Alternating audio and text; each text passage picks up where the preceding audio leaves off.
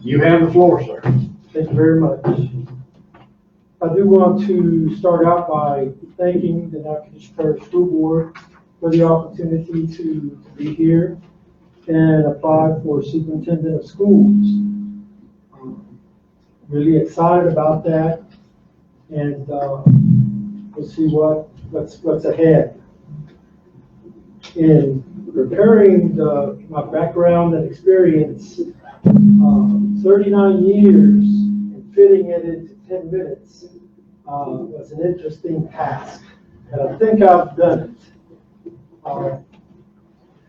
When I was 8 years old, my father was in the U.S. Army, and he was stationed to Fort Polk. We moved to Leesville, Louisiana, and my dad, being in the Army, instilled a good work ethic, is what a person needs to have. And he also emphasized taking pride in the work that you do. I remember him telling me, when you do a job, it should be like an artist doing a painting, and you'll be proud to put your signature at the very bottom of it. And that was something that I remembered. When I do put my signature, I also know that there are a lot of people working with me, especially in the area of education, to make sure that we do our best. I learned perseverance from my mom.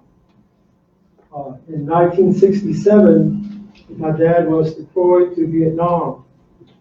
I have 4 sisters and a brother, and we were all little kids. Remember, I was 8. And my mother was left in charge of 6 children. Didn't have a driver's license, and the deployment was for a year. So I learned a lot about organization. I learned a lot about efficiency, because with 6 little ones, the youngest was 3. You've got to make things work. So I definitely credit those 2. I am a 1974 honor graduate of Leesville High School. My senior year, I plan to join the United States Air Force upon graduation.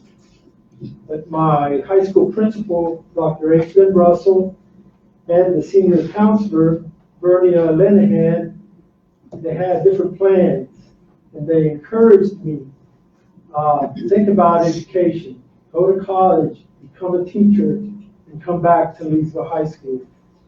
And upon graduation, I decided to put the Air Force aside and let me try my hand at education. Upon high school graduation, I would attend Northwestern State University to become a teacher. I earned a Bachelor of Arts degree in Social Studies, English, and Spanish.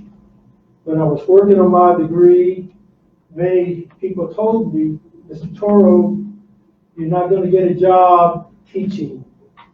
The coaches, they're the ones that get those social studies jobs. You're going to have to wait in line. And so that's when I decided to go ahead and double and minor in Spanish as well. And I felt that with a double minor and a social studies major, I might be able to compete with the coaches. And it was pretty easy getting a job with those items. I also earned a master's degree in secondary education and a master's plus 30 in secondary school administration. This August, my wife Sherry and I will celebrate our 42nd wedding anniversary. To be honest with you, that's my greatest accomplishment. That she decided to keep me that long. I must have been doing something right. We met when we were students at Leesville High School, so I even knew her before the 42 years. We have two sons, Derek and Ryan, who both attended the Natchitoches Parish school system. Derek graduated from Natchitoches Central High School, and his dad, that's me, was principal. My son Ryan attended kindergarten through 8th grade, and he graduated from San Marcos High School in San Marcos, Texas, since we, moved to that area. I have 3 granddaughters and a grandson, and 3 of my granddaughters attend the Natchitoches Parish school system. I have 13 years of teaching experience, which includes 7th grade reading and spelling. That was very interesting. 41 students in the classroom. I'll never forget that. And but it was wonderful. It really was. But I still had my eye on Leesville High School, and they had their eye on me to come there as well. The following year, I got the opportunity to go to Leesville High School, and I taught U.S. history, Spanish, civics, and enjoyed it very much. Teaching has always been the highlight of my career, with being a school administrator running a very close second. Teachers have the best job in the education system. I would become an administrator at Leesville High School for 3 years, and I worked in the areas of school discipline and curriculum. In 1990, I applied for the principalship at Natchitoches Central High School. If I remember correctly, there were 6 of us, and I was the only one from outside the district, and fortunately was named the new principal. I was 34 years old at the time, one of the youngest 5A principals in the state of Louisiana, and at Natchitoches Central High School, I was the 2nd youngest faculty member. Coach Mike Brown was the youngest when I got there. And I remember Miss Elizabeth Arthur calling me the baby of the faculty. But that was very interesting. During my 9-year tenure at Natchitoches Central High School, I was named the Administrator of the Year by the Louisiana Association of Computer Using Educators. I was named Natchitoches Parish Principal of the Year. I was named Louisiana Secondary Level Regional Finalist for Principal of the Year. And I served on the State Safe School Task Force created by the Louisiana State Department of Education.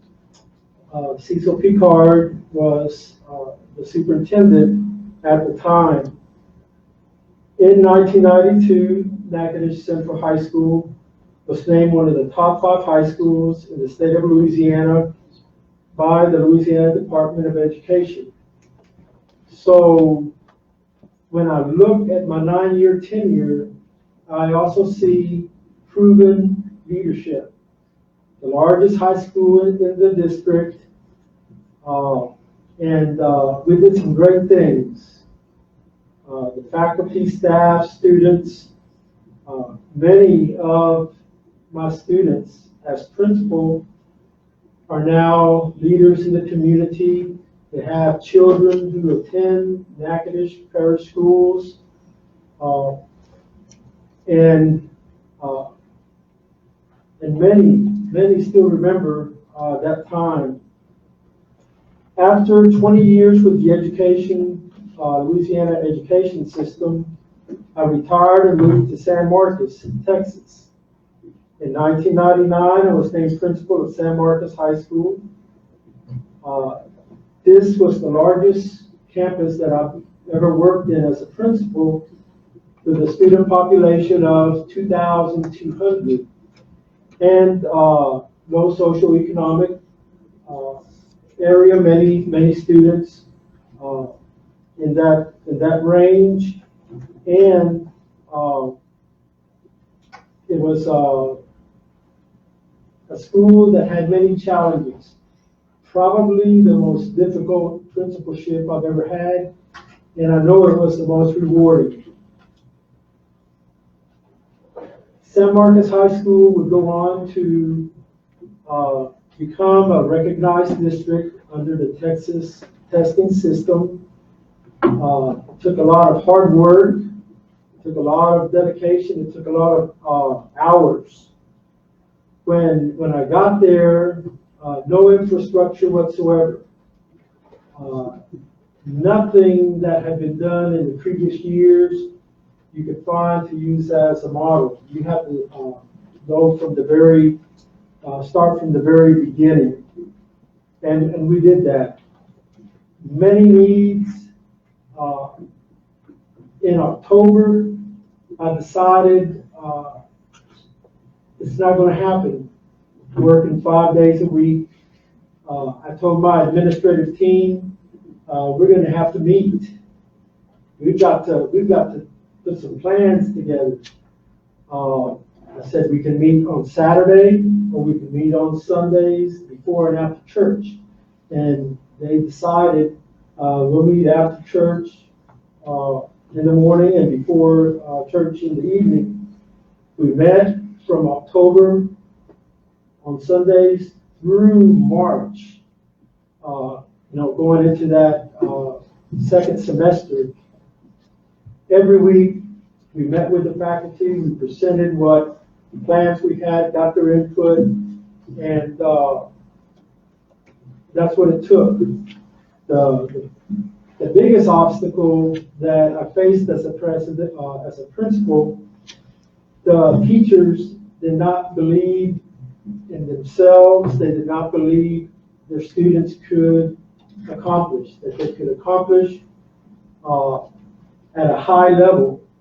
And what we did was I took a group to areas where there were schools with a high Hispanic population. I'm talking 90%, 93%. And I took teachers and counselors, administrators. We toured the school, we talked to everyone. And then I asked them, what do these schools have that San Marcos High School does not? Our teachers are just as good.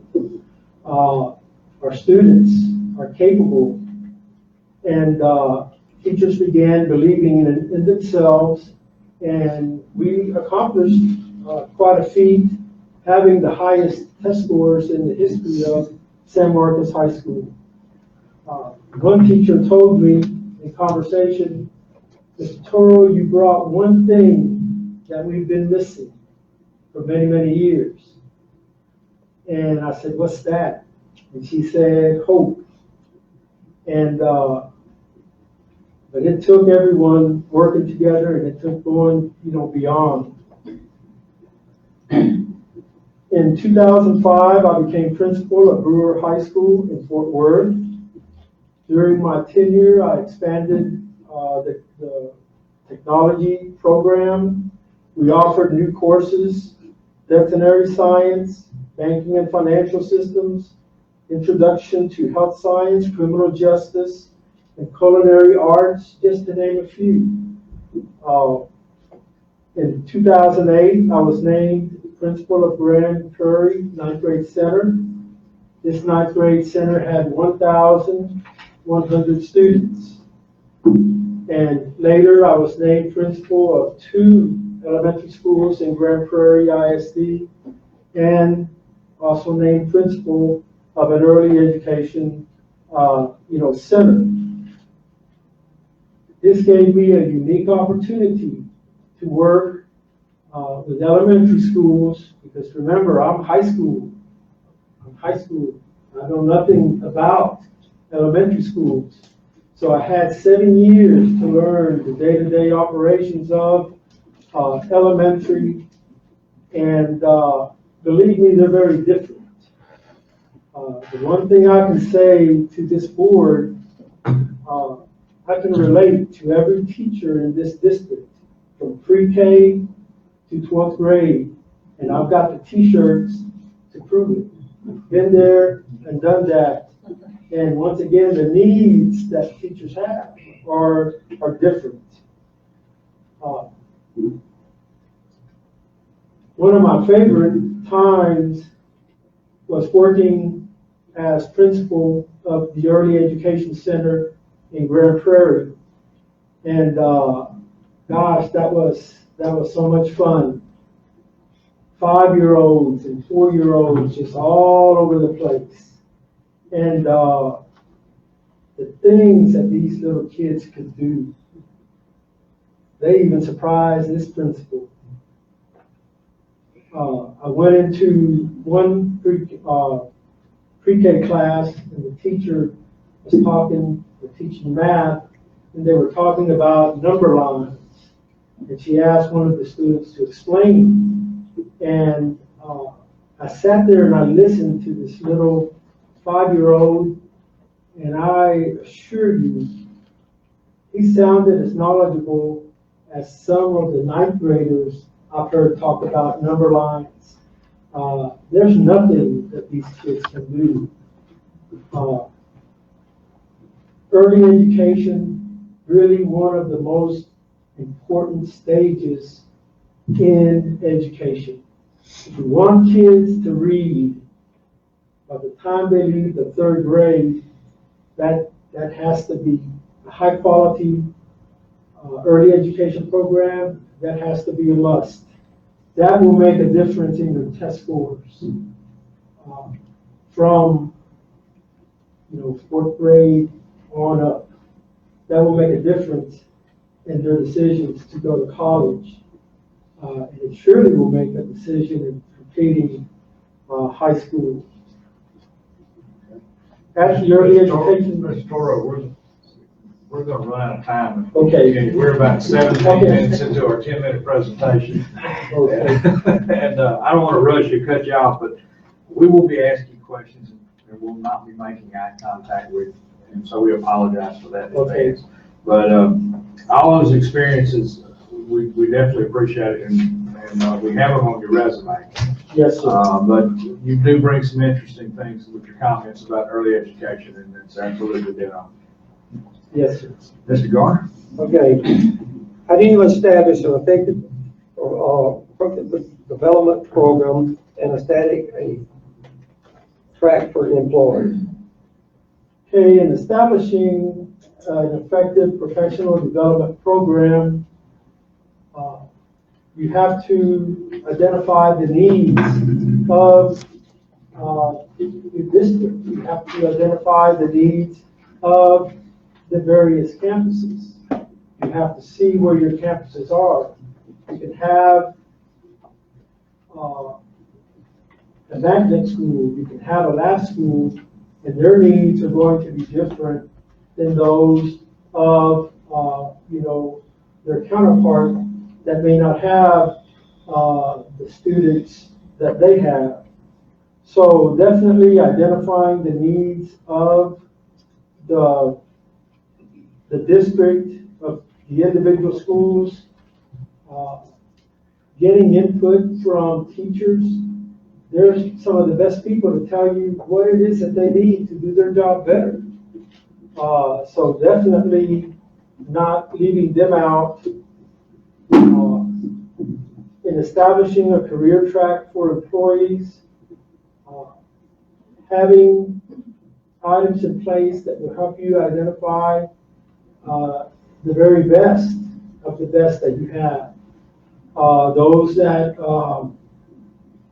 will be effective administrators, or will be effective directors, and have programs in place where they can intern and be rubbing elbows with individuals that are going to have those specific jobs. Northwestern State University definitely would be a key in helping to establish career tracks for employees. But teachers having input, looking at your data, analyzing data and seeing where the needs are. There's no need to spend money on professional development that your district may be doing fairly well in. Any follow-up to that, Wilson? Ms. Thomas? What is your experience with improving a school or school district? What steps would you suggest for Natchitoches Parish? I have a great deal of experience in this area because most of the schools that I was a principal in were low socioeconomic and had a high rate of students that may have been Hispanic, or may have been African American. In San Marcos, we had 68% of our students who were Hispanic. And so these students, once again, looking at their needs, they had different requirements to get prepared. But experience in improving, once again, analyzing the data, establishing a baseline. This is where we are. Planning where you want to be, and then taking the time to provide the professional development that we talked about, to prepare the teachers, to provide support for them, so that students can learn and increase, their academic achievement. In Natchitoches Parish, I've looked at your school's performance for the 2018-19 school year, and I would definitely start with at least 7 of the schools. And of course, schools that rated F and D, and begin to focus on what it is that needs to be done to help these students. Teachers and teachers planning is also critical. Teachers getting together. You have schools like Natchitoches Magnet where students are performing well. Those teachers are doing some things that are getting students to that line, to that level of high achievement. Letting these teachers work with teachers from the 7 campuses that I referred to, and what is it that you see that I can do with this group of students that will help them to achieve, academically.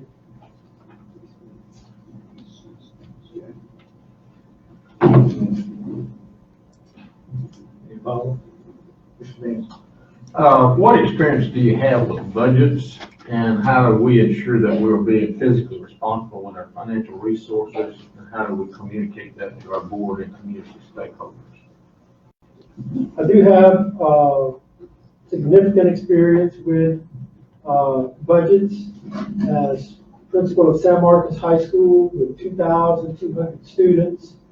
You're going to have quite a budget that will require looking at transportation for your athletic teams, that will require maintenance, that will require technology, that will require supplies for your teachers. And so having been a principal of a large campus, that definitely provides some experience to ensure that we're being financially, fiscally responsible with our financial resources. The first step would be not spending money that you don't have. And then looking to where there may be funds that could be gotten, whether it's a grant or a program that can help to, subsidize whatever it is that you may wish to do, in, providing opportunities. Looking at the use of electricity on your campuses. Those items that are within your direct control, like turning off the light switch. You do that at all the schools that you have, that's going to, provide some funds. And, communicating to the board and the community stakeholders, it simply comes down to, we only have so many funds, and we've got to prioritize the needs that we have. And we're going to be able to do these things at this time, and as more funds become available, then go from there. I believe that a budget where funds, and I'm not talking about restricted funds, but where funds are used for maintenance, transportation in a district, for instance. Looking to see, can we cut 5%, can we cut 10%, and then put that, with teachers and help to meet the needs that they have. There's not anyone, in my opinion, that can say, without 100% of the money you're giving me, I wouldn't make it. And so, getting these individuals, getting input from them, what is it that we can possibly, cut? There's only so much money, and there are a lot of needs, prioritizing and follow through. Yes, sir. Ms. McGann. Good evening, Mr. Toro. Yes, ma'am. What steps do you take to establish good public relations and communication plans with all stakeholders in this district? Public relations and human relations go hand in hand.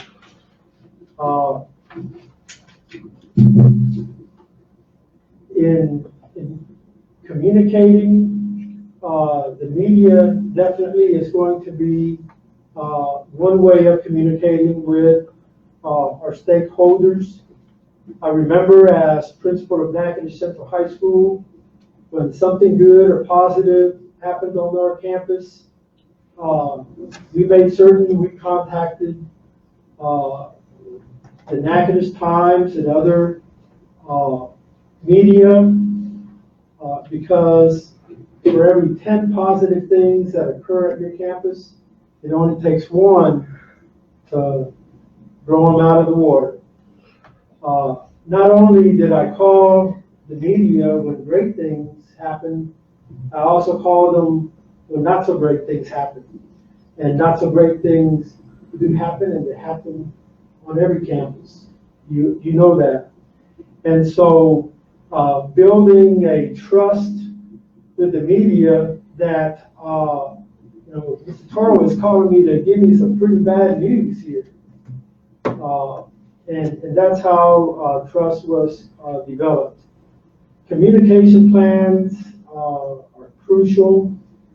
Looking at school safety, developing plans where incidents occur, crises occur, parents know how to respond, having these in place. But good public relations, also high visibility, being seen on your campus, your schools rather, being seen in the community, being seen at public events, and also listening to what people have to say.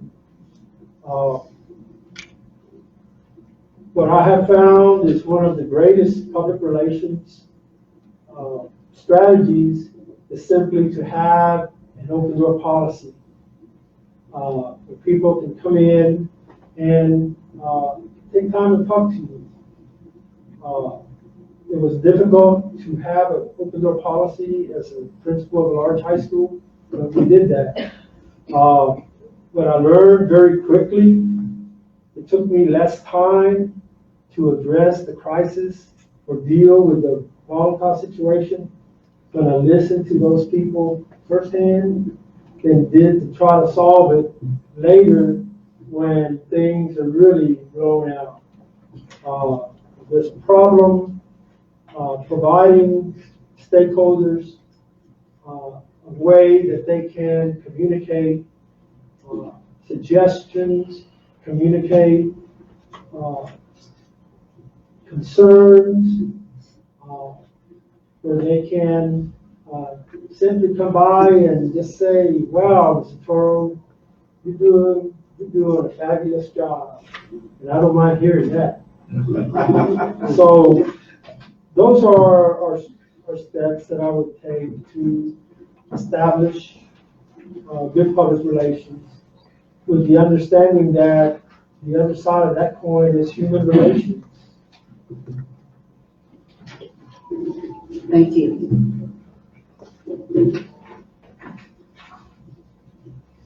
Mr. Toro, based on your knowledge, what do you perceive the top 3 issues in our parish, and what are your plans to address them? The first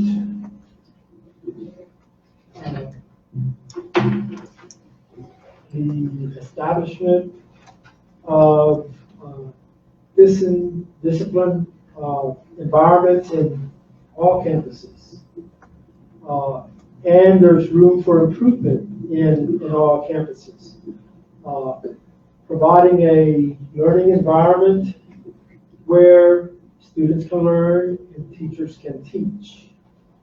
So providing a place where it's safe and well-disciplined for students and teachers to work in. This particular area I mentioned first because without a safe, well-disciplined environment, no learning will take place. You can have the greatest curriculum in the state of Louisiana. You can have the best technology in the state of Louisiana. You can have the highest qualified teachers in the state of Louisiana.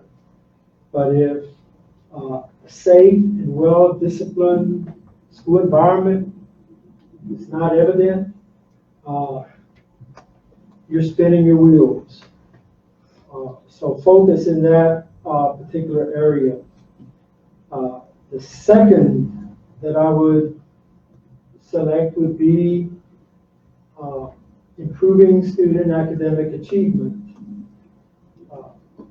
That's what our schools are about. That's what our district is about. And there are 7 campuses that need close attention. They need support. They need help.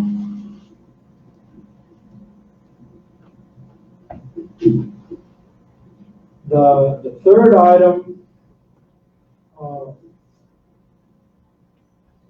high qualified teachers, getting the best. This is a problem statewide, not only in Louisiana, but guess what? Also in Texas, really across the United States. Money helps, but I go back to the first item, a safe and well-disciplined school environment. That will help highly qualified teachers to stay where they are at. being happy is worth some money, isn't it? Liking where you go on every morning to work that's almost like money in the bank. I'll take being happy when I go to work, when I get up in the morning and come home in the evening, than dreading every single, minute. Doesn't matter how much you pay.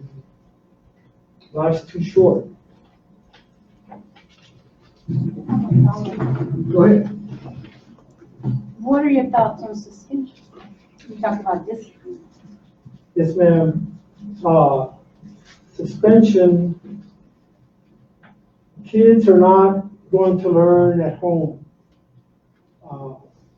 They've got to be at school. There is no substitute for the teacher that we have hired to educate our students. So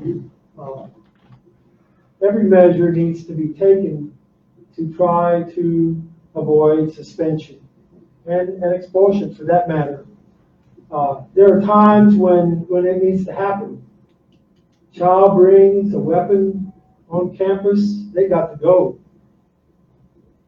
This is endangering the lives of faculty and staff. But instances where it's not at that degree, we need to provide alternative consequences. At the 9th grade center in Grand Prairie, I had a Saturday detention character program. And if students fought or they were disrespectful to the teacher or they cursed the teacher, these students came to that Saturday detention character program. And I conducted that program most of the time. And I sat with students and we talked about what are character traits that we want people to exhibit toward us. Being respectful. I want people to be respectful to me. And then when you pushed little Johnny down on the playground, was that being respectful? And I had students talk about this, write about this. And at the end of that Saturday session, and we're looking at 3 hours, what the students wrote, they took home to their parents. And the parent can see, well, really, it wasn't a waste of time for me to get up this Saturday morning to be there at 8. They're doing some things that's going to help, little Johnny. And if the student committed the same infraction again, then when that student came to the Saturday character school the second time, his mama or dad was sitting next to him. I assure you, most of these kids didn't come see me a third time, okay? And again, parents could see, wow, this is something that is going to be, beneficial to, to our students. In my day, I remember suspension. You fought at school, not only did you get 9 days, but you got 9 days too. Those days are gone. Now remember, at that time, we had one of the top 5 high schools in the state. But accountability, has changed that. Students aren't going to learn on the street. They're not going to learn anywhere other than in the classroom where that teacher that you're paying is teaching them. One more quick question. Okay, you talked about, the parents coming on Saturdays and everything. Have you ever established a program that involved parental involvement for the schools? The first thing that comes to mind would be the parent-teacher organization that we had at Natchitoches Central High School when I was principal. one of the largest high school PTOs I've seen in my career. And the input and the things that the parents did, I look back, they were really actively involved in the school. Parents had trust in me. I had trust in them. It did not bother me for moms to come on my campus, or dads to come on my campuses, on my campus, because communication and working with parents is part of the plan. It's part of being proactive. Believe me, as a principal, I don't want that job by myself. As a superintendent, I don't want this job by myself. I want parents, members of the community, Northwestern, community leaders. I want people that can contribute to our school being a high achieving district. And this happened in Natchitoches Parish. This happened in this parish. Mayor Phil Sanpate comes to mind. Dr. Randall Webb comes to mind. I think of teachers and coaches. J.D. Garrett comes to mind. When you're working with different groups, it makes a difference. Business leaders being involved. One of the things that I would like to see happen in Natchitoches Parish, if I become a superintendent, is having a principal for a day program where once or twice, maybe once a semester, business leaders, community leaders would come to our schools, and they would be principal of the day. And they would be able to see firsthand the good things that are happening in Natchitoches Parish, because I already know there are good things happening here. You know that as well. But that would be a great opportunity for us, teachers, students, to share concerns that they have, needs that they have. And it gives the business community and business leaders an opportunity to see firsthand, this is what we're dealing with. If class sizes are high, they can see that firsthand. And so giving individuals, business leaders, community members, an opportunity to walk side by side each principal and develop that relationship. We talked about public relations. There you go. Okay. Thank you. Mr. Torrey, what steps would you take to evaluate the current leadership positions within the central office? Provide a time when you had to repurpose an employee to move to a more productive position. I would start by meeting with those in leadership positions, talking with them, finding out what they do, what have they done to address those needs. I think it's important, face to face, eye to eye. I'd want to look at, after talking with them, I'd want to look at evaluations. Do these reflect, what this individual communicated? Is this individual doing the things that they shared, with me? That would be one step. Looking at the performance of their area. If they're a director of, elementary ed, and all the elementary ed schools have the grades of D's and F's, there's definitely a problem there.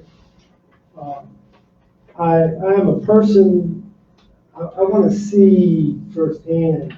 I don't want to hear, not that I won't listen to them, I don't want to hear from someone, they're doing a good job or they're not doing a good job. I want to see for myself. That way I know what steps need to be taken. To repurpose an employee, I believe that when an employee is not performing to par, there's two things that are taking place. One of two things. Number one, they do not know how to do the job that's been assigned. Number two, they need help. They don't understand. It hasn't been communicated what it is you want them to do. And so, before repurposing an employee, taking the time to provide support, to explain this is what needs to happen. And in some instances, this is how it needs to be done. And then you send them on their way, and then you follow up through, you monitor, you check to see is there any additional help that you need. If the job is not done after all this help, by me, by other staff, then I go back to two kinds of employees.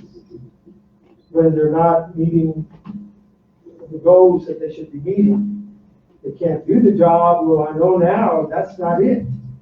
We've done this, we did that, we did this, and it's still not getting done. And that tells me they don't want to get it done. Now, sometimes a person can be out of the league. They were great at doing the previous job. That's why they got this job. But it's just not happening. Then in that instance, maybe look at putting them back to where they were effective. But if an employee is not doing the job that needs to be done after this support and attention was given, they need to go. And the reason that they need to go, we're hurting kids. They were hurting kids by not doing whatever job they had. And so you know that, and you're allowing it, then it's not on that person, it's on me. And I'm not hurting kids. That just can't happen. Thank you so much. Yes, ma'am. Mr. McClure, what experience you have with transportation program and how do you manage the contract system? Experience being principal of Natchitoches Central High School, being principal of San Marcos High School, and just athletics in itself. That's almost like a mini bus barn. You got, especially if you got a big band, coordinating and making sure from the high school vantage point, coordinating with transportation and making sure that these events are scheduled, that provisions are made, for that. Managing a contracted system, my experience goes as far as my communication with transportation within the district. I've never gotten, someone, let's say from outside the district, to coordinate that. But I'm certain that is something that I will learn, and I will learn quickly. Getting kids to school on time, if you don't want headaches, you be sure that you get them there. Besides athletics, we also had academic events, literary rallies and such, providing transportation for hundreds of kids and making sure they have, that it's safe transportation and they get there. Transportation is huge.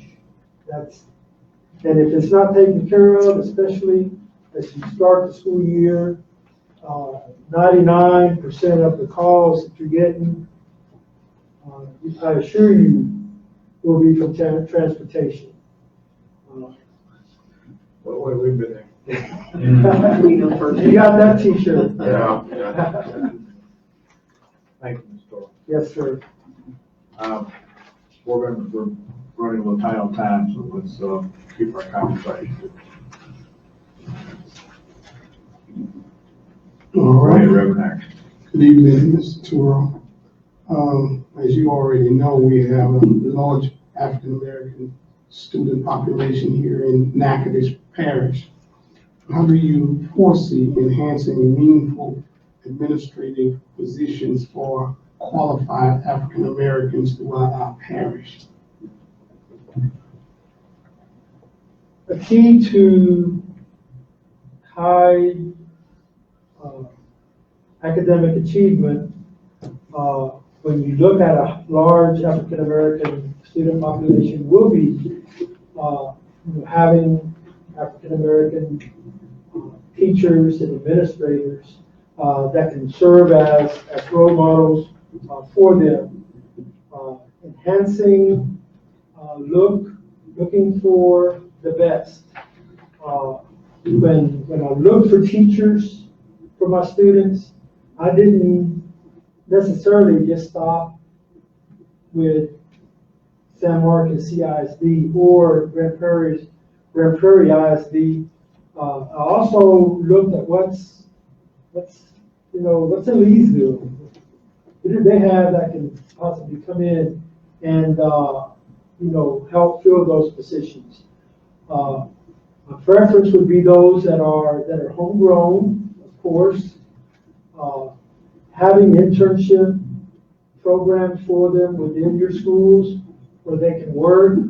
If they have to teach half a day because you just can't take this person out of the classroom, maybe 2 periods at the end of the school day, or 2 periods at the beginning of the school day, they can serve as administrative interns. Of course, using Northwestern State University as a resource. When I take a step back and look, I do see Northwestern State University doing for the Natchitoches Parish school system. But to a degree, I also see a sleeping giant. What Northwestern can do in the area of personnel and the area of enhancing instruction, their education department, they have a whole army of teachers of teachers that we can draw from, and I believe they're just waiting for the right person, the right time, and I'm here to tell you, you're looking at the right person, and it's the right time. Thank you. Okay, Ms. Broadway. Why do you think schools in the same district have significant differences in academic progress and academic achievement? Please explain how you would address this, and if applicable, provide examples where you have done so.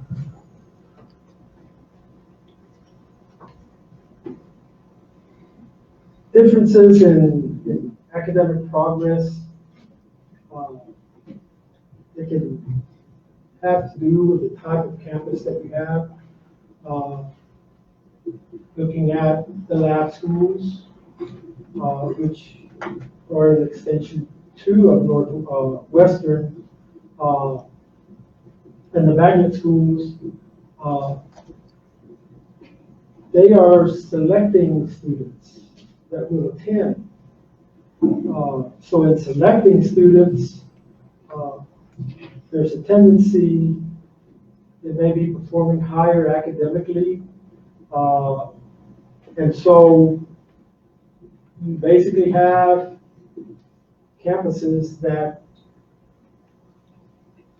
for lack of a better word, have an ideal academic group of students to teach.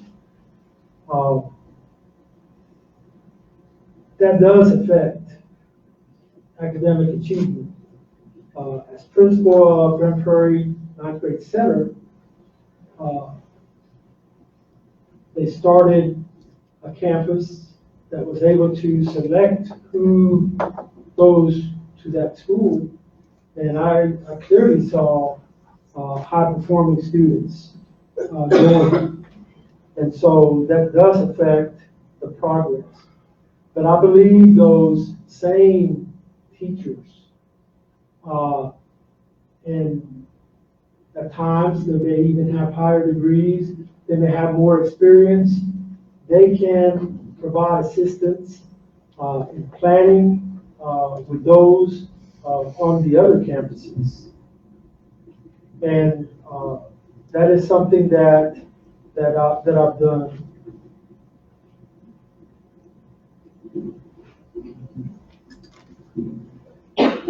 Having teachers talk, work together, having your 3rd grade teacher meet with your 4th grade teacher, and they talk. Okay, this is what we're doing with our kids.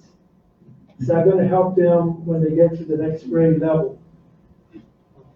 Student academic achievement is our #1 job, and this communication and planning will make a difference. The best thing that I, as a principal, did was to put teachers in high-performing schools with teachers who aren't necessarily good teachers, but they just don't have the experience base.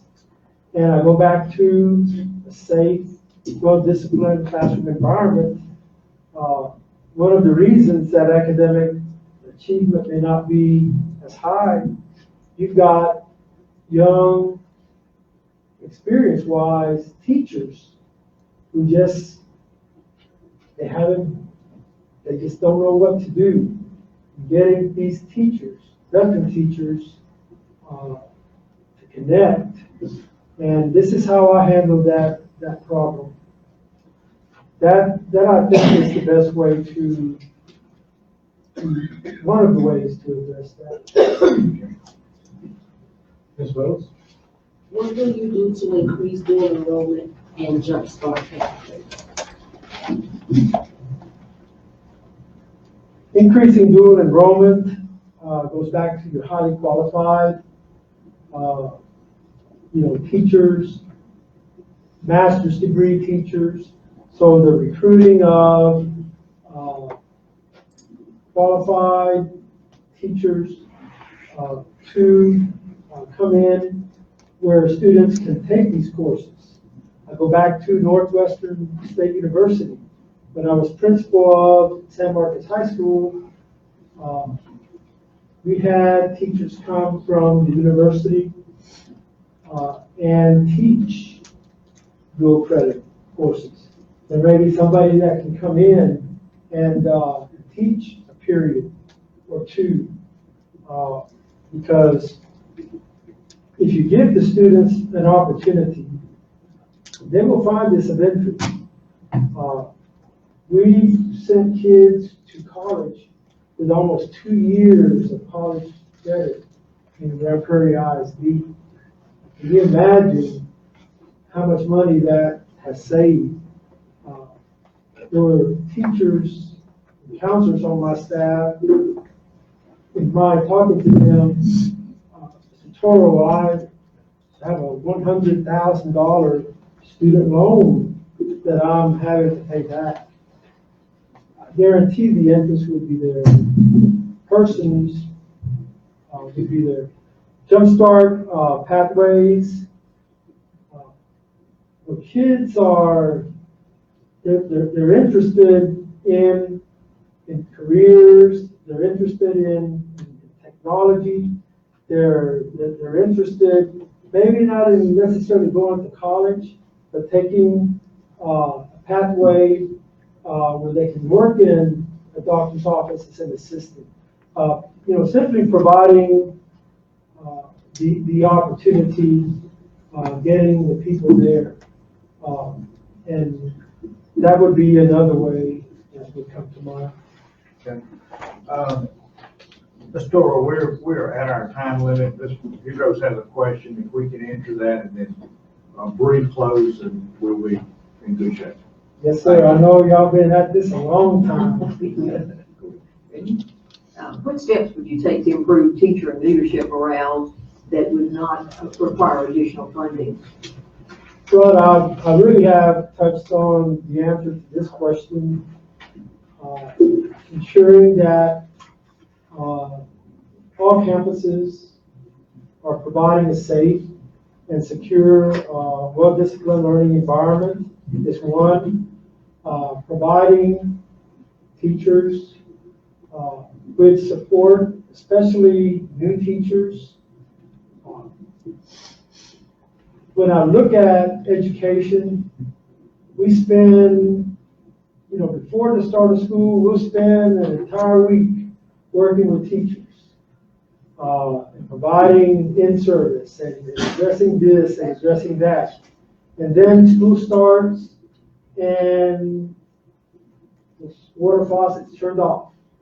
And the expectation is these teachers are going to go on and they're going to teach, and kids are going to be high achievers.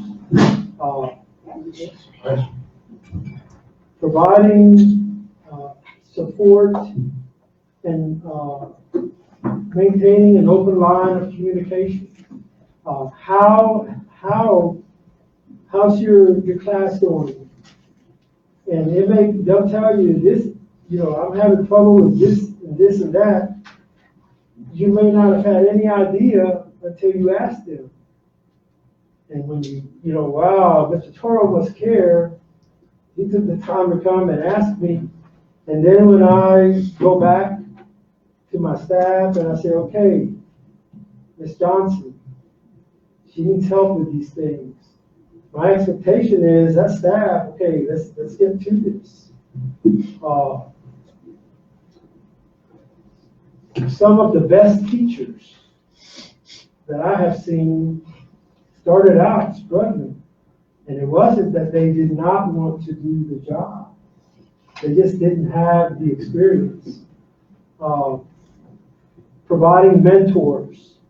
The teacher across the hallway teaches the same subject that has 20 years experience. Let them, work together. One thing I know about teachers, they love to help other teachers because they have a chance to show really how good they are. And that's just the way it is. So providing,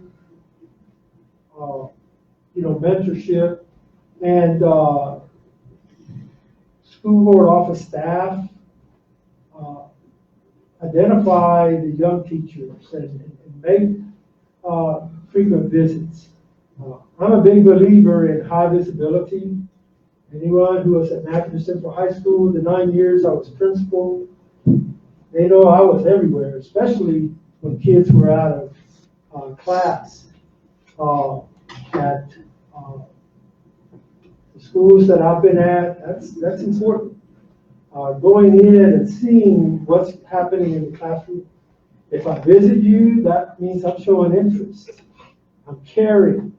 Okay, Ms. Toro, we're going All right, sir. to 2 minutes and we'll call it done.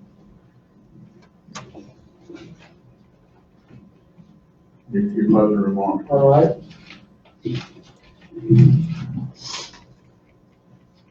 Again, I would like to thank all of you. I appreciate the opportunity to be here.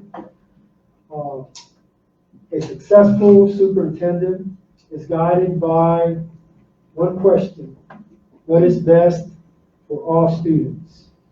And as a teacher and as a principal, that's what my decisions have been grounded in. The most important job that we have is student achievement and making sure that students learn at high levels. I go back, and you've heard me say this all evening long: safe and disciplined school environment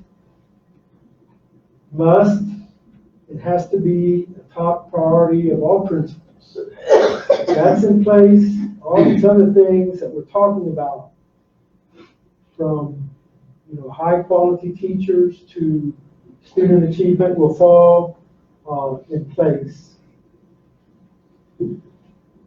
I do have a plan that is made up of 5 goals. I'll quickly go through those, I promise. The first goal is making sure that engaged instruction is provided consistently, where students are exploring, explaining, evaluating, elaborating, where kids are working together. Some students learn better if they're working with someone else. Provide opportunities where 2 students can work together to do that. We call them academic partners. The second goal would be data-driven decision making. Continually monitor student progress by looking at data. I go back to, okay, here's the starting point. This is where we want to go. How can you get to where you want to go if you don't know where you are? Create lesson plans that takes this data and identifies the critical areas that students need help in. Goal number 3, establishing relational capacity. The building of positive relationships between teachers and students. Something as simple as every day the teacher is standing at the door as the student comes in. How you doing? How are things going? The first thing that the student sees before they even enter your class is a smiley face. It's good to see you. As you monitor your kids that are coming in, you Mr. Toro, okay. be respectful of the guy behind you. Yes, sir. Goal number 4, intentional leadership. The superintendent is the instructional leader of the school district. Principals are the instructional leaders of their campus, and providing a high-performing learning environment where principals continue to try to improve themselves and their schools. And then the last thing would be to visit what we value. Getting into those classrooms as a superintendent, getting into those schools. This will provide an opportunity for you to talk to teachers. And once again, get a pulse on what help they may need. And not visiting teachers to rile them up for not doing this or that, but visiting teachers to provide assistance and support. I realize it's hard to pack 39 years. Yes, sir, it is. But we need to be fair to everyone. I understand, sir. And we definitely appreciate you coming in and providing us with this insight. I really love that last question, what is good for all students? I mean, that is, if we keep that, it's kind of like the LSU goalpost, when they go out of the locker room. If we do that every morning, I think we're in good shape. Yes, sir. Ms. Toro, we will meet March 3rd, and as a board, and we will decide moving forward who those candidates will be. Everyone on March 4th will receive a call, letting them know whether they're moving forward in the process or not. But we do definitely appreciate you coming in and your time and your insight. And thank you again for all what you did in Native Parish. If I may, I'd like to shake your hand.